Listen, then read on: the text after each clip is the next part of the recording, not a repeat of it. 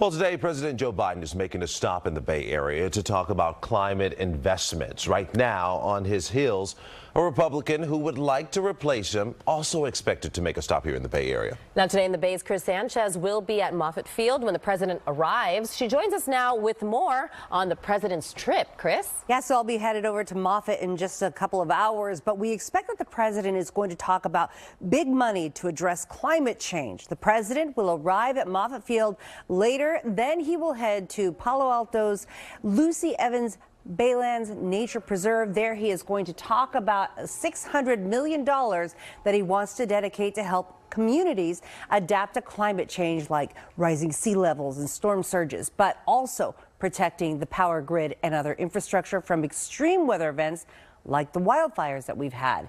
One environmental leader says that the president needs to make this a bipartisan issue.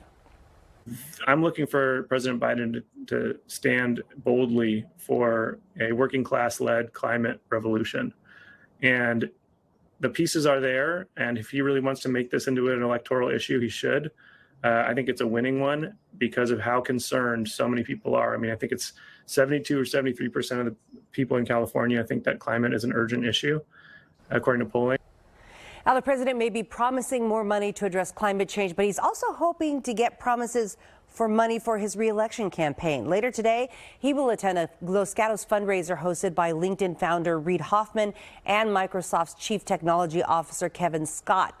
Tickets to that one start at $6,500. He will also attend a fundraiser in Atherton hosted by venture capitalist Steve Wesley. And tomorrow, Governor Newsom will join the president at a fundraiser in Kentfield. The Bay Area's deep pockets will also draw 2024 hopeful Florida Governor Ron DeSantis. The Mercury News reports that he will attend a fundraiser in Woodside. That one's private, but we can confirm that Sacramento real estate developer Stephen Eggert is hosting a private fundraiser in Sac. Now, the Republican frontrunner is still former President Donald Trump. According to a survey of more than 2,000 people, 45% would vote for Trump if the election were held today. 39% would vote for Biden. 15% say they are just not quite sure yet. My goodness, those numbers are probably going to fluctuate very quick, and they right? have. Yeah, they've kind of changed since last month too, like that gap between Trump and Biden.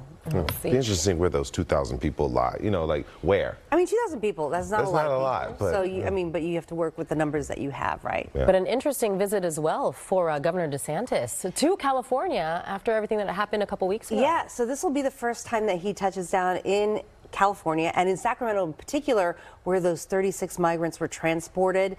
He later, as you might remember, admitted that his office was involved in that. So things could get interesting there. Be interesting if there would be people protesting there, you know, yeah, where he's going to be. Yeah, I'll be at Moffett though. Yeah. Well, you know, thanks, Kris.